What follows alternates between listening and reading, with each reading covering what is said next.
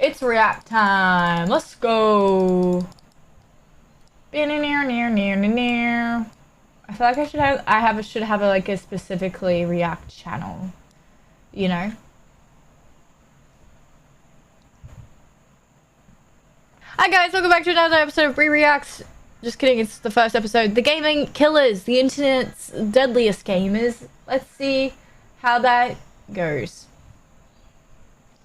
Wow, epic intro. Did you know that 100% of you aren't subscribed? So if one of you subscribes, that would make me really happy.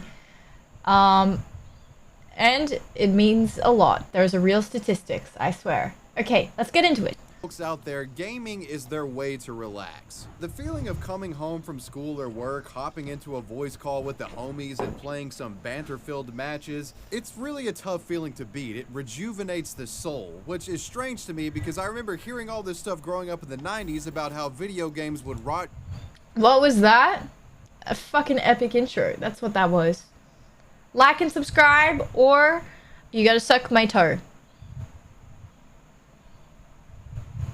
Your brain and make you become violent. That being said though, there have been a few disturbing examples of people with video game addictions and other unhealthy gaming relationships committing heinous crimes, from bloody disputes over rare in-game items to gaming romances turned sour to a kid shooting his parents over Halo 3 being No chat, my toe is not clean. It's not clean. That's the best part. Can you open subtitles? Yes. No, not TikTok, not TikTok. It's a YouTube video. Okay, let's go. Taken away. And in today's video, I'd like to look where murder and video gaming intersect. These are the video game killers. Jesus. Before we start, I want to thank today's sponsor, Warby Parker, for... Cut. Sorry. Sorry.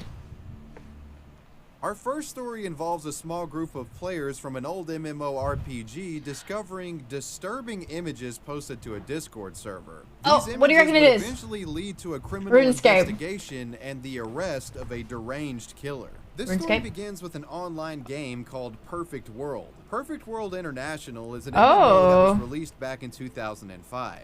Damn, looks like WoW. Knockoff of World of Warcraft. The main game is pretty much dead today, but the private server community surrounding the game is still thriving. Damn. And in 2019, one of these thriving private server communities was that of Perfect World Void, and it's a Perfect World Void player that will be the focus of this tale. That player was known by the name Minhaz.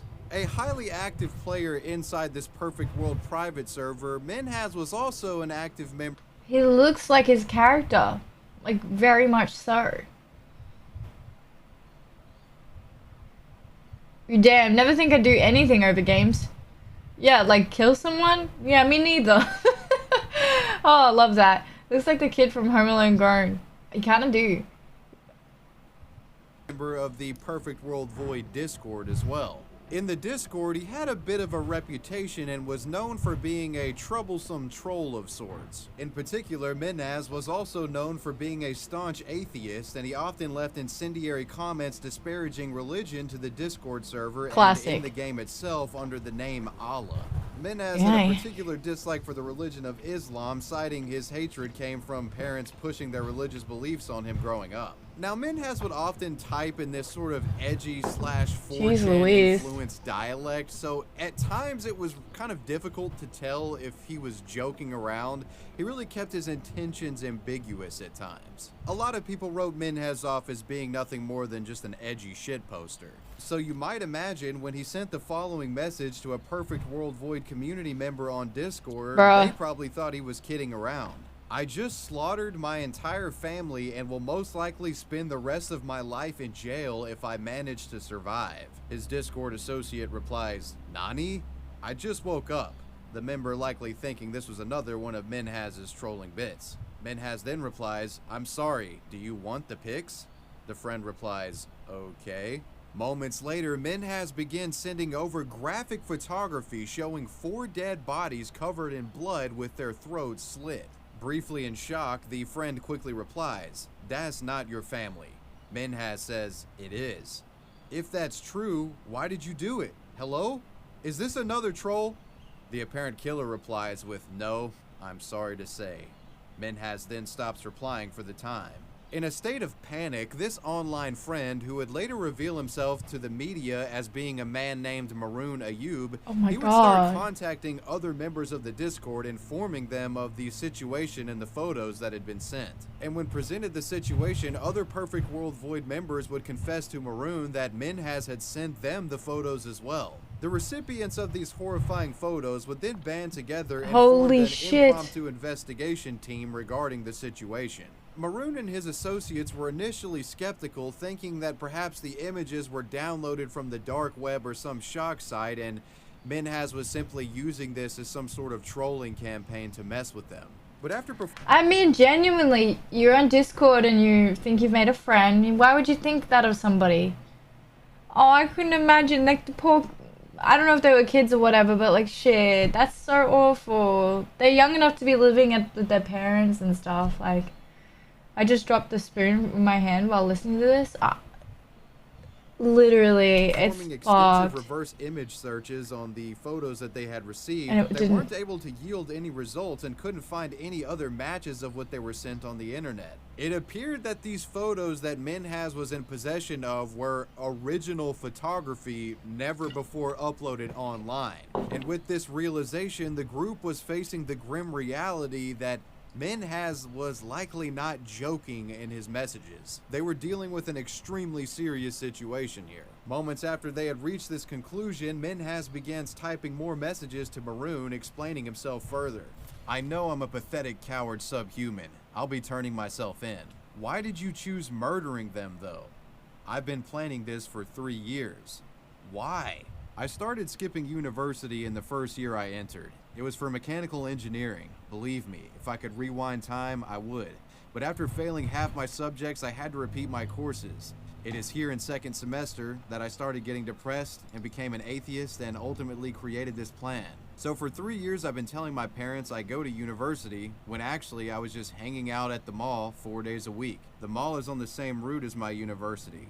I told my parents that my classes weren't that long, so I would just chill at the mall from 8 a.m. to 1 p.m. while also going to community gym. I did this because I don't want my parents to feel the shame of having a son like me. I chose to kill them instead out of my own cowardice. Due to me being an atheist, I believe that this is the only life we get. I know it might sound confusing, but what's done is done, and what had been planned has been concluded. I'm sorry if this makes you upset. Please try and remember the good times. So according to what Minhas had typed to Maroon here, it appeared as if the young man was living some sort of double life, lying to his family about you attending imagine? college for multiple years, when in reality he was just skipping classes, going to the mall, and doing little more than playing a bunch of video games.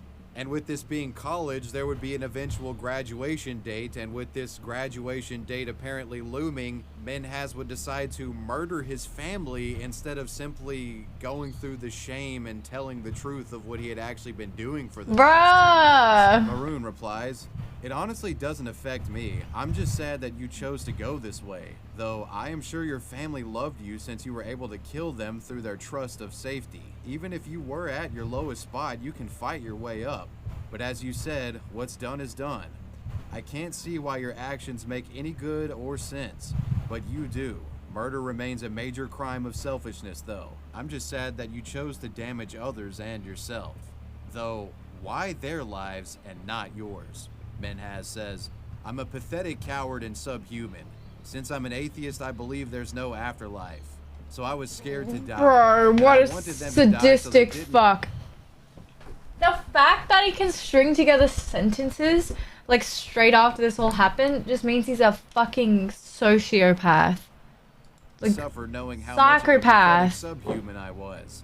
It's all very selfish. I'm just pathetic." Minhas would go silent again. It's at this point where members of the Perfect World Void community started working on doxing Minhas as to reveal his full name and address so they could report him to police. 100%. Doing a meticulous social media deep dive, the Discord group managed to discover that the man's full name was Minhas Zaman, and an IP address associated on him. with one of Minhas's accounts indicated him as being a resident of the Greater Toronto, Canada area. One online friend would discover that Minhas had at one point accidentally shared his home address with them during a PayPal transaction. and this address synced up with the Greater Toronto docks found in the IP grab. Members of Maroon's impromptu Discord investigative squad would then make calls to the Toronto police, informing them of the grisly photos sent on Discord and the messages that Menhaz had been sending about his family. Taking the matter seriously, police looked over the reports and verified the address was indeed the Zaman family residence. It was a nice-looking home located just northeast of Toronto in the city of Markham, 1006 Castlemore Avenue.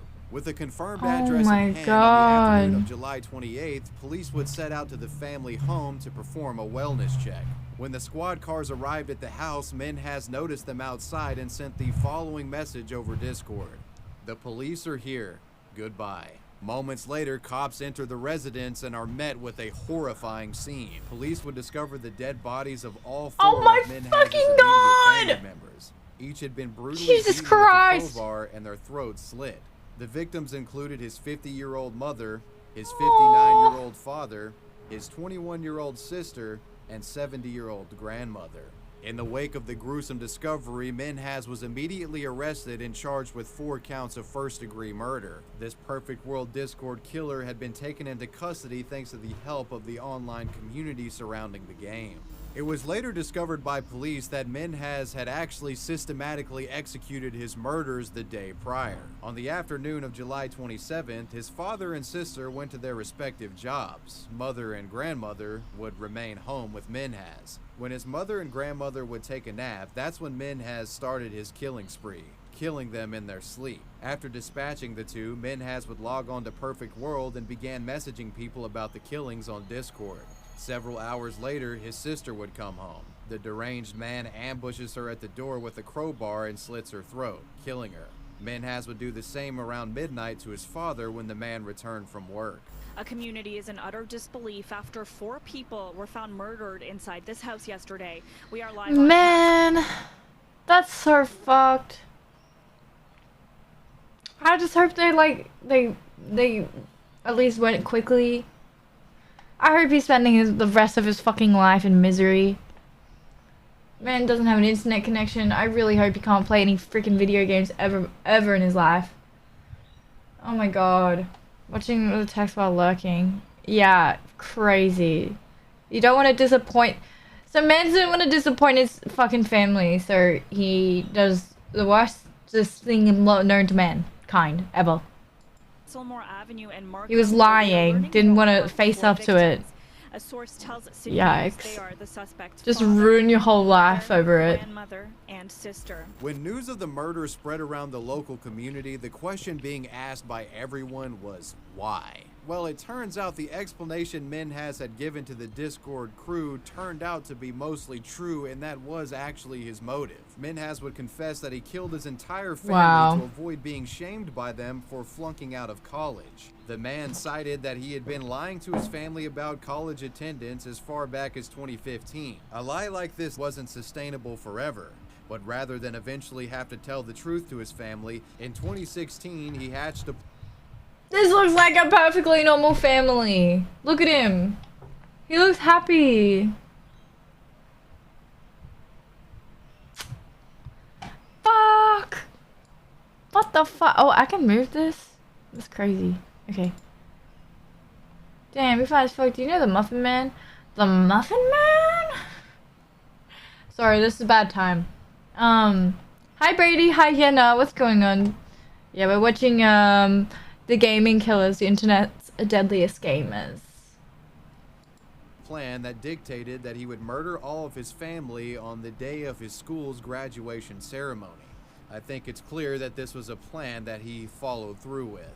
While on trial, Menhaz was showed no mercy by the courts. While it's understandable to feel shame regarding one's own academic underperformance, to think that one is justified in killing their entire family to avoid feeling shame for that is unacceptable, psychopathic, and just absolutely reprehensible in every way. Menhaz was a complete coward. There was no justification for it. The killings weren't done in self-defense. His family wasn't abusing him. And a lot of people throw around there's societal pressures within his culture to perform in academia.